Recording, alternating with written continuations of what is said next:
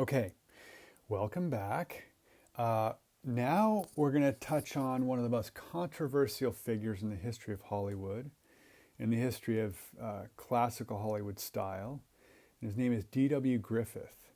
And he's really considered to be the one who brings all of these elements together in a much longer, much more complicated, much more elegant um, rendering in his films. And his most famous film, um, in large part because it's so controversial, is Birth of a Nation, made in 1915. Um, so before I get on to his technical and aesthetic innovations in the cinema, I need to talk to you a little bit about what the controversy was, because we can't just not say anything. So Griffith he became, after 1915 and Birth of a Nation, a very, very famous racist. And it's significant because if you think about how you might evoke visual images from periods in history, whether it be the Roman Empire, Pearl Harbor attack, Nazi Germany. None of us were there, but we all have sort of a repository of images in our minds, principally from Hollywood films.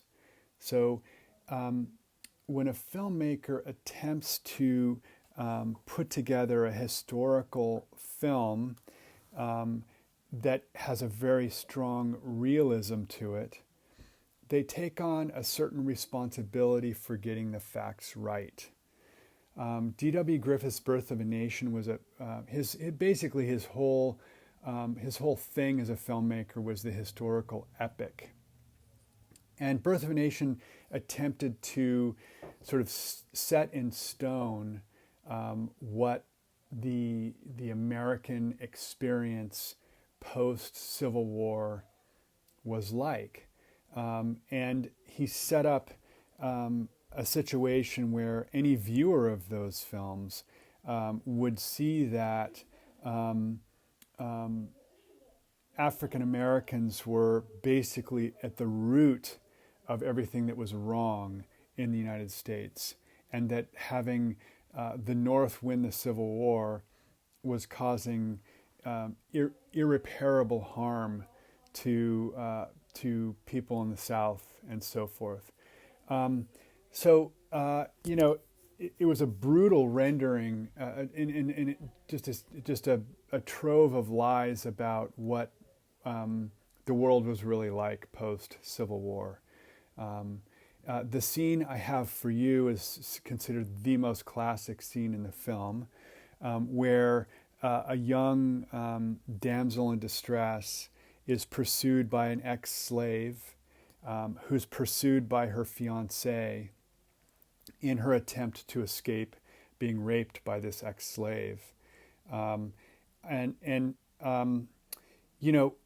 reality of the South, as you've probably read in history books, is that a much more common scenario was for the female slave to be raped by the slave owner, which was reasonably routine in certain areas.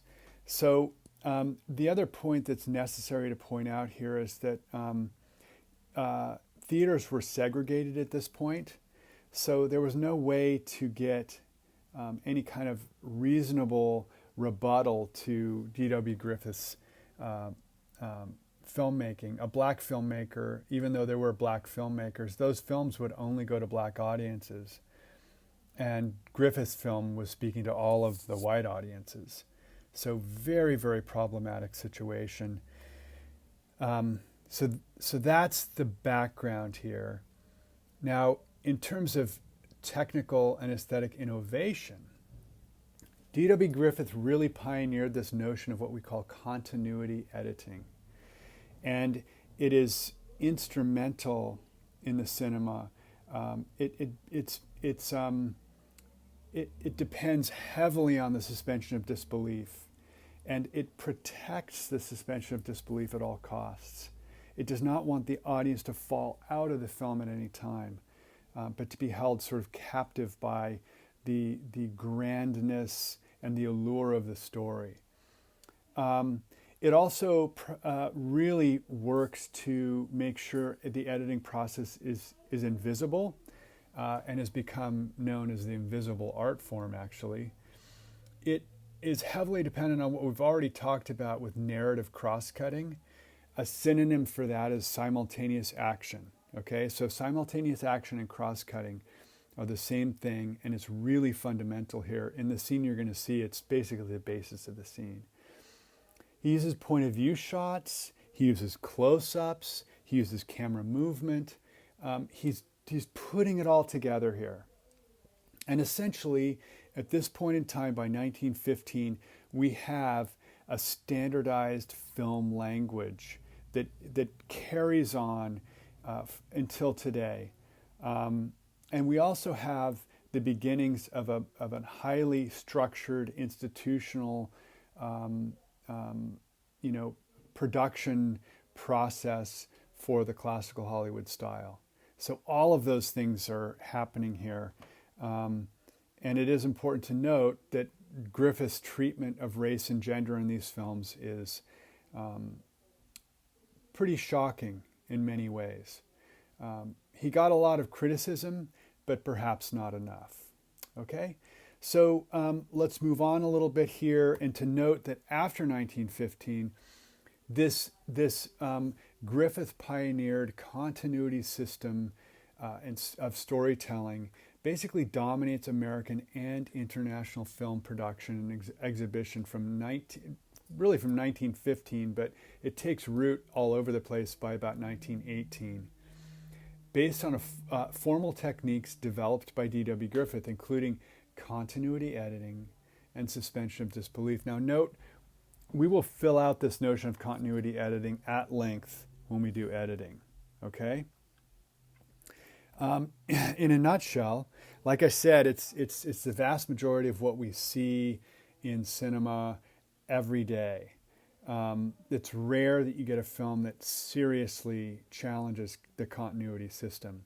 So continuity is essentially a system of film cutting or editing to maintain continuous and clear narrative action. It prioritizes clarity. It does not want things to be disorienting.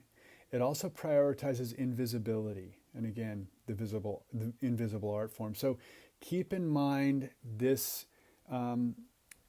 definition, and we will talk about it more when we do editing. Okay? So part of this system became genre. So like I said, Griffith pioneered the historical epic, but it wasn't too long until we had westerns and gangster films and many different genres. A genre is simply a way to categorize fiction films by the stories they tell and how they're told. So a gangster film has a particular way of telling that story, and it's kind of a formula. An action film is a particular kind of way of telling a story, and it has a bit of a formula. These genres are typically defined by their narrative conventions, and they have recurring themes, both explicit and implicit. Okay? Sorry for the sound effects. We had musicals, comedies, romance, biography, historical epic, and so forth. Okay, so just to kind of reiterate here and encapsulate things, classical Hollywood style dominates film form after about 1915. Further aspects of this classical Hollywood cinema film form are continuity editing, narrative, primacy of the narrative, story and plot are central to this form of filmmaking. Story is linear. In other words, it happens in chronological order through time and is driven by characters. Often these characters are goal-oriented individuals. There's often closure with happy endings at the end. Suspension of disbelief, as I've talked about, is really, really important. These films tend to reiterate social norms. They tend to reinforce social norms. Now, Birth of a Nation was reinforcing social norms. This is important to note. It's reinforcing social norms of the dominant class, race and class of people in this country. It was not reinforcing social norms for African American people or Chinese Americans or Mexican Americans or anyone else. So very clearly, this is an industry run by white individuals who were in the in the ruling class, essentially. Okay. Again, D.W. Griffith's Birth of a Nation, racial and gender stereotypes. These are some of the themes. Propaganda. It's hard to imagine, but the Ku Klux Klan used this film to recruit up until the 1960s. I mean, that's the power of cinema. Griffith was a Southerner. He was opposed to Reconstruction. It promotes North-South reconciliation, black and white segregation, and pure gene pool. It's very much of a racist document. So let's take a look at this, and let me set this up for you for just a moment. And that is that, as to whether it's obviously a unpalatable story that's told from his perspective, but the editing here is very instructive. Griffith actually takes three separate threads of action. So it's a cross-cut sequence, a narrative cross-cutting sequence that takes the damsel in distress as one thread, the ex-slave who's pursuing her as another thread, and then the fiancé as a third thread. And he actually cuts seamlessly between all three of those threads of action until the very end, where you'll see what happens. But those threads of action set up a really sophisticated sense of suspense in the audience as the audience fears for her life. Now, one other note is that at this point in 1915, no racial minority groups were played by those racial minority group members. So, for example, African American characters were played by white actors with dark makeup on their faces. Chinese American characters were played by, white actors with eye makeup and squinting all the time. That's just another profoundly racist aspect to this moment in American film history. It just was believed that they weren't capable of acting in these films. So we need to account for that. And in terms of film form, though, because this is going to ricochet around the planet and filmmakers all over the world are going to expound upon this and educate themselves on this film form. So let's take a look, and we'll come back and we'll jump back across the Atlantic. Western, action, thriller, historical.